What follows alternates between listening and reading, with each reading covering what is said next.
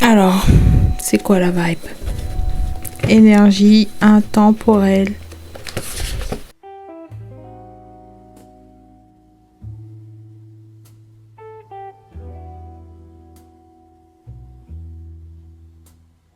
Avec se battre pour une cause et le valet de denier, qu'est-ce que j'ai? Le valet de denier, il est au début de son cheminement personnel. Il est encore en cours d'apprentissage. C'est quelqu'un... L'énergie terre, c'est une énergie qui prend du temps, qui fait les choses bien, qui a le goût de faire les choses bien, d'apprécier ce qu'il fait, de faire quelque chose dont il est sûr va l'amener jusqu'à son objectif. C'est pas quelqu'un qui est dans le speed, qui est dans le rush, qui a envie de bâcler. Non, c'est une énergie de je suis conscient de ce que j'ai entre les mains et j'ai envie de faire les choses bien. Se battre pour une cause, c'est donc une cause qui lui tient à cœur. C'est peut-être quelque chose qui est enraciné dans son enfance, quelque chose, une cause pour laquelle il a vraiment envie de se battre, quelque chose qu'il a vraiment touché, troublé au plus profond de son être, quelque chose qui l'a bouleversé et dont il veut être une sorte d'ambassadeur. Je ressens une énergie de quelqu'un qui a envie d'être un ambassadeur d'une cause qui lui tient vraiment à cœur. C'est pas juste se battre pour se battre juste pour se jeter dans la mêlée. C'est vraiment quelque chose qu'il a envie de défendre, auquel il croit profondément, qui a changé le cours de son existence et qu'il veut montrer l'exemple d'une certaine façon ou contribuer à son développement, son évolution. Ok. Quelqu'un brûle d'une profonde gêne parce que votre retenue a drainé son pouvoir personnel. Ça me parle du monde du travail avec le 3 de denier, c'est ma carte de la collaboration, du partnership. C'est... Vous avez pris votre temps pour faire quelque chose qui vous tient à cœur, mais je sais pas, il y a peut-être l'énergie de quelqu'un qui a voulu transformer la narration autour de votre histoire. Comme vous prenez votre temps pour faire les choses bien, pour intégrer le maximum d'informations, pour vous avancez à votre rythme, et pour certains ça peut paraître un rythme trop lent. Ouais, peut-être que vous avez déjà dépassé la date limite, genre vous avez déjà dépassé un âge, un certain âge, vous avez un certain âge, peut-être que pour certains, vous êtes au-delà de la trentaine et pourtant vous êtes encore sur les bancs de la faculté ou quelque chose comme ça. Et pour certains, ça peut paraître un peu... genre ils ont un rythme imposé par la société, tu vois. Ils ont genre à 18 ans après le bac, t'es forcément à l'université et puis ensuite t'enchaînes avec un emploi, etc. Alors que vous avez pas fait les choses dans l'ordre qu'on a bien voulu définir. Ouais, ça me parle de ça. Donc pour certaines personnes, ils ont eu le temps de jaser sur vous, de transformer votre narration, d'en faire quelque chose de négatif. Ouais, c'est des gens qui ont critiqué vos choix, qui ont critiqué votre parcours parce que ça collait pas forcément à leur rythme, alors que vous avancez selon votre propre rythme, vous avez votre propre horloge biologique et c'est pas lié au rythme que la société veut bien nous imposer. Ok, et donc quelqu'un brûle d'une profonde gêne parce que votre retenue a drainé son pouvoir. C'est quelqu'un qui voit ce qu'il a, les rumeurs qu'il a lancées à votre sujet, les méchancetés qu'il a pu dire à votre sujet, les critiques qu'il a pu énoncer sur votre parcours. Il le voit se retourner contre lui parce que aujourd'hui vous êtes prêt à reprendre votre pouvoir, reprendre votre rôle, à vous imposer sur le marché du travail ou quelque chose comme ça. Vous êtes prêt, vous êtes enfin prêt. Ça vous a pris du temps, mais aujourd'hui vous y êtes. Vous estimez avoir recueilli le maximum de connaissances, d'informations dont vous avez besoin pour atteindre l'objectif que vous vous êtes fixé. Et enfin, on voit des résultats, on vous voit en mouvement, on vous voit collaborer, on vous voit sortir de votre terrier, de votre période d'isolation pour certaines personnes. Et ces gens qui ont été médisants, qui ont été critiques, qui ont été acerbes, j'ai envie de dire, ils voient leur pouvoir leur retirer. Ils voient leur pouvoir être retiré parce que tout ce qu'ils ont dit jusque-là pour essayer de ternir votre réputation, ça a été complètement chamboulé. Genre, comment ça, tu dis qu'un tel est paresseux parce que à plus de 30 ans, il veut toujours pas trouver un travail qui paye son loyer, alors qu'aujourd'hui, à plus de 45 ans, il s'impose comme étant un leader dans sa profession.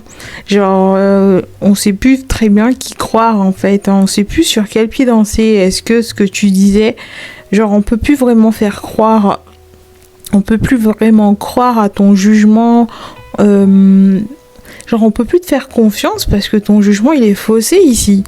Pendant tout ce temps, on t'a dit des horreurs sur un tel. Au final, c'était pas ça du tout l'histoire. Hein. Le fin mot, c'est que il était occupé à collecter le maximum d'informations pour être sûr qu'il avance dans la bonne direction avec les bons atouts de son côté.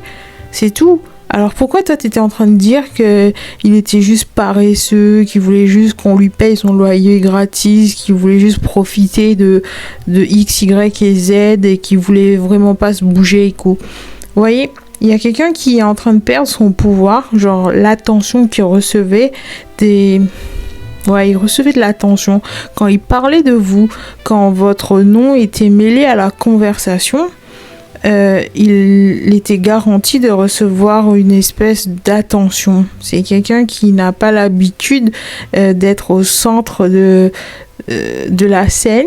C'est quelqu'un qui n'a pas l'habitude que sa vie intéresse. Ce qui se passe dans sa vie n'est pas intéressant. Et parler de vous, en revanche, ça ramène une espèce de curiosité. Ça ramène...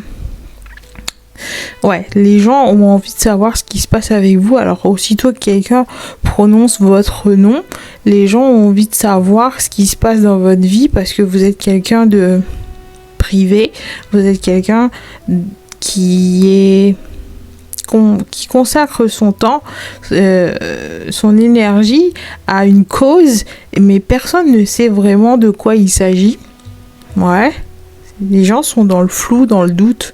Et aussitôt que quelqu'un prononce votre nom, ils sont tout ouïs, genre, ils sont bien présents pour écouter ce que la personne a à dire de vous, quelle information il peut ramener. Et malheureusement, c'est pas toujours vrai. Il y en a qui essayent de banquer sur votre énergie. Il y en a qui essayent de se faire mousser, qui essayent de se mettre en avant, qui essayent d'attirer le maximum de likes, d'appréciation, d'écoute. C'est des gens qui profitent du temps d'écoute que votre nom peut rapporter. C'est bizarre, hein. Ils savent que les informations à votre sujet, on les trouve pas aussi facilement. Donc, aussitôt que quelqu'un prononce votre nom, tout le monde se tait. Silence radio. Genre, on peut entendre une mouche voler parce qu'on est intéressé par ce qui se passe avec vous. Et les gens, certaines personnes en tout cas, l'ont bien compris que s'ils veulent être au centre de l'attention, il faut prononcer votre nom. Donc, quitte à mentir, quitte à inventer des histoires, quitte à faire croire qu'ils sont proches de vous et qu'ils ont l'information de dernière minute à votre sujet, genre le scoop du jour, ils sont prêts. Genre, c'est des gens qui sont vraiment en manque d'attention. Et du coup, voilà, ils inventent des histoires sur vous en disant des méchancetés. Parce que pour certains, il y a un sentiment de jalousie. Genre, vous occupez tellement l'esprit des gens avec la reine d'épée. Votre histoire, votre parcours intéresse les autres. Vous fascinez, vous captivez parce que vous faites des choix qui sont complètement surprenants, qui va à l'encontre du naturel. Genre les gens, de manière générale, ils suivent un parcours qui est déjà tracé, qui a été déjà dicté par les parents, choisi au préalable par les parents. Ils se sont concertés.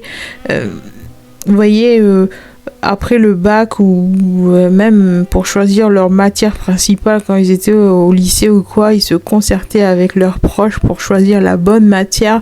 Donc ils étaient sûrs et certains d'avancer sur une route déjà gagnée d'avance en quelque sorte, puisque tout le monde l'avait validé, alors que vous empruntez un chemin dont personne ne sait quoi que ce soit. En fait, c'est vraiment propre à vous, et les gens sont aux aguets, ils sont sur le qui-vive, ils attendent genre, mais qu'est-ce qu'il va choisir, mais qu'est-ce qu'elle va choisir, mais quelle matière il va choisir, mais qu'est-ce qu'il va faire de sa vie en fait.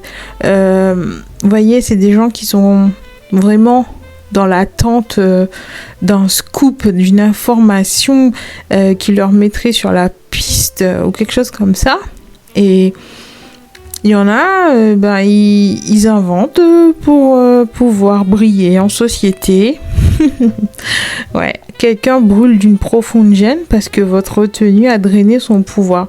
Ça parle aussi de le fait que vous gardez pour vous les informations concernant votre évolution.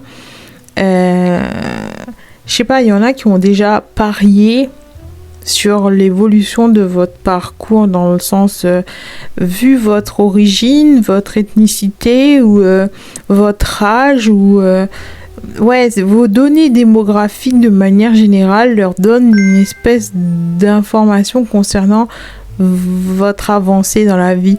C'est comme si ils jugeaient en fonction de ce qu'ils connaissaient déjà, hein. Les gens qui te ressemblent, qui ont la même tranche d'âge que toi, qui évoluent dans un certain milieu, qui ont eu une éducation comme la tienne, ils vont faire ça en général, ils font ça en général, ils se comportent comme ça en général, et vous déjouez absolument toute la logique en fait. Vous allez complètement à l'encontre de tout ce qu'on pensait au préalable, et les gens sont complètement... Et je les sens abasourdis en fait. Genre, ils ont quoi ? Mais qu'est-ce qui se passe ici ? Pourquoi ça ressemble pas à ce que je connais déjà ? Pourquoi elle fait pas ce qu'on attend d'elle déjà ? Pourquoi elle se comporte pas comme X ou Y, Z ? Genre, pourquoi elle a un tout autre cheminement personnel que les autres ? C'est étrange. En même temps, c'est captivant. J'ai envie d'en savoir plus. Vous voyez, et ça vient drainer leur pouvoir. Ceux qui aimaient bien lancer des prédictions, se donner de l'importance en spéculant sur l'évolution des gens. Ouais, c'est quelqu'un qui est connu pour prédire à l'avance ou pour dire qui un tel et un tel va finir marié avec ça, il va avoir tant d'enfants, il va se comporter comme ça, il va travailler à tel endroit et il va faire... voilà, il va gagner autant d'argent. C'est des gens qui sont doués pour deviner à l'avance ce que la moyenne des gens font. Mais avec vous, ça fonctionne pas du tout. C'est des données qui passent complètement au-dessus, et cette personne se retrouve sur le banc de touche, genre attends voir. Là, pour cette fois, ta prédiction, elle passe complètement à côté. Il y a l'ego qui rentre en jeu, et cette personne, elle se sent piquée, elle se sent, mais genre... Mais comment ça se fait que... Tu vois, ça échappe complètement à son contrôle. Et cette personne, la mauvaise, hein, je pense que vous savez de qui il s'agit. C'est quelqu'un qui est connu pour savoir les moindres petits secrets de chaque personne de son entourage. C'est celui ou celle où vous allez pour obtenir des potins, des ragots, des rumeurs.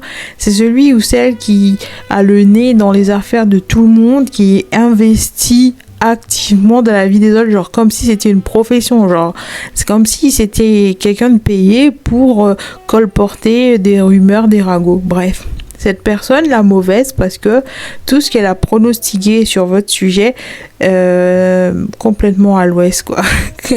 Et justement, les gens commencent à douter. Les gens commencent à douter de son pouvoir ou de son... Ouais, les gens commencent à douter des informations que cette personne est capable de rapporter, quoi. Voilà. Et donc, c'est la baleine blanche. Vous êtes la baleine blanche. C'est comme Moby Dick. C'est quelque chose que vous vous lancez dans une quête sans fin, à la recherche de quelque chose qui est complètement incontrôlable, qui est en dehors de votre pouvoir, en dehors de votre contrôle. Ouais, la baleine blanche, vous êtes le Moby Dick de quelqu'un, vous êtes sa némésis, vous êtes la seule et unique personne qui échappe à son filtre, à son radar ou à quelque chose comme ça. Avec le roi de denier et le valet d'épée, il y a quelqu'un qui est investi dans votre recherche, mais aussi votre compréhension. C'est quelqu'un qui veut vous comprendre. Mais comment ça se fait que tu échappes à tous mes radars? Comment ça se fait que tu passes en dessous de tout? Ouais, c'est quelqu'un qui a déjà une espèce de... Il a une méthode, il a un procédé, il suit une fiche, une espèce de fiche technique. Voilà. En général, personne lui échappe et là, vous êtes complètement... Vous êtes une énigme, voilà. C'est le mot que je recherche, c'est... Vous êtes une sorte d'énigme pour cette personne et c'est une énigme assez difficile à résoudre et c'est la première... Vous êtes la première personne qui représentait un tel challenge pour cette personne et ça commence à l'agacer, ça commence à l'énerver, ça commence à... Voilà, il se sent minuscule face à vous, il se sent infime, il se sent comme à son premier jour d'école.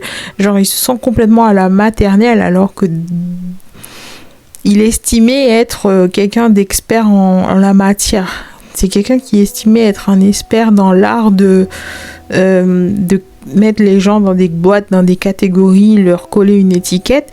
Et avec vous, c'est complètement l'inverse. C'est comme si il était à quelque chose de bien plus grand que lui. Une énergie qu'il n'arrive pas forcément à... Ouais, ça lui demande des facultés, ça lui demande de creuser un peu plus et il n'aime pas trop ça. C'est bizarre. Avec le valet d'épée, c'est quelqu'un qui a envie de... Il a envie d'attaquer, je le sens agressif, je le sens violent, je le sens comme un mauvais perdant. C'est quelqu'un qui n'a pas envie de passer pour quelqu'un de... Ouais, face à vous, il se sent minuscule et il n'a pas envie de ça. Il veut conserver son statut d'expert en la matière et face à vous, il est obligé de capituler, il est obligé de s'avouer vaincu d'une certaine façon, il est obligé d'y consacrer plus de temps que prévu et il n'aime pas ça, il vous en veut. Je ressens de la colère, je ressens du mépris. C'est quelqu'un qui vous méprise parce qu'il n'arrive pas à vous percer à jour, à vous cerner, à vous comprendre et à savoir dans quelle direction vous avancez parce que vous refusez de lui donner des informations. En même temps, vous savez que c'est quelqu'un qui est prompt. Ouais, il est amoureux des gossips, des commérages. C'est quelqu'un qui adore mettre son nez dans les affaires des autres. C'est la commère du village. C'est une énergie de concierge. C'est celui qui sait tout à propos de tout et qui connaît tout le monde et qui sait avant tout le monde les avant-premières, les histoires et les ragots, les potins. Il est aux premières loges et il sait tout. Voyez, et avec vous ça fonctionne pas et le seul rôle pour lequel il est habitué de briller, ben là, pour cette fois, il passe pour le dernier des derniers. Il est relégué au rang de monsieur et madame tout le monde. Il est obligé d'attendre que l'information soit publique avant de le connaître et il l'a mauvaise. Ouais, c'est quelqu'un qui est complètement, mais genre, il est anéanti. Genre, je me sens vaincue, je me sens... Quand je canalise cette énergie, j'ai l'impression d'être quelqu'un d'obsolète. Genre, je sers plus à rien. Je peux prendre ma retraite. Je vais manquer à personne. Tout ce pourquoi j'ai consacré ma vie, le rôle que je joue dans la vie des autres, ça sert à rien en fait. Je manquerai à personne. Vous voyez ? Et c'est votre énergie qui le fait ressentir comme ça. Parce que vous savez protéger vos informations, vous savez protéger votre cœur ou votre parcours, vous savez garder vos informations privées parce que vous savez justement qu'il y a certaines personnes qui se font mousser grâce à vous en vrai. C'est des gens qui veulent connaître le scoop juste pour pouvoir être au centre des conversations, juste pour pouvoir être celui ou celle qui brille en soirée, qui brille dans des conversations parce qu'il est à l'affût du... Ouais, genre, c'est des gens, vraiment, ils se sont bâtis une réputation sur le fait de savoir le potin en avant-première, quoi. Et avec vous, ça fonctionne pas parce que vous savez que ces gens, ils ont aussi le pouvoir de vous jeter du mauvais œil, d'essayer de manipuler les énergies, de vous faire trébucher, de vous mettre des obstacles, de vous empêcher d'avancer dans la bonne direction parce que ils sont en train de médire à votre sujet, ils sont en train d'injecter des énergies contraires, des énergies négatives qui viendront faire obstacle à votre évolution. Vous voyez ? Donc vous savez que garder vos informations privées et laisser votre succès faire le bruit, c'est la meilleure stratégie ici. Ouais. Avec le valet de denier, je sens une énergie de stratège. C'est ouais, peut-être que je suis au début de mon ascension, peut-être que je suis au début de ma carrière, mais je sais comment protéger mes arrières en quelque sorte. Je sais comment protéger mes intérêts. Ouais, avec la reine d'épée en dos de deck et le valet de denier, genre en action. Peut-être que je suis perçue comme un genou, peut-être que dans la voie que j'ai choisie, je suis perçue comme un nouveau, mais en préparation psychologique, j'ai de la suite dans les idées, j'ai de l'expérience, j'ai acquis suffisamment de connaissances pour savoir que si je veux aller loin dans la vie, je dois garder pour moi certaines informations au risque d'attirer à moi des mauvais œils. Ouais. Et c'est tout à votre honneur et c'est à votre avantage. Continuez ainsi, gardez le silence. Votre silence est d'or ici. Voilà, c'est tout ce que j'ai pour aujourd'hui. Je vous dis à bientôt pour un nouveau tirage. Et d'ici là, restez conscients.